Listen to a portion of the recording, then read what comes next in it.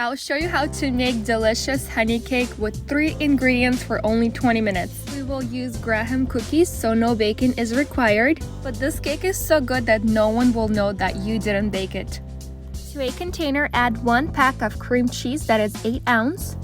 Blend it with the mixer to make it soft. Then add only half of the can of dulce de leche. If you add too much, the cream will be runny and we want it thick. Give it a good mix, make it smooth.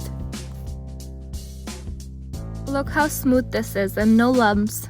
For this recipe, I'm using 1 full pack of graham cookies. Cut them in half and be gentle because they break easily.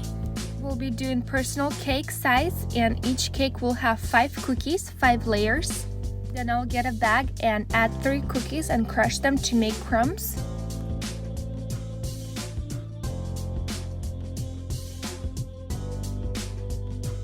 Also, I'll be crushing pecans. You can use any nuts or chocolate, whatever you want to top your cake with.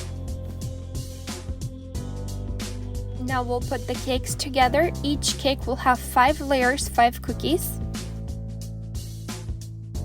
Fill all the holes with the cream. You really want the cream to soak in so the cake will be moist.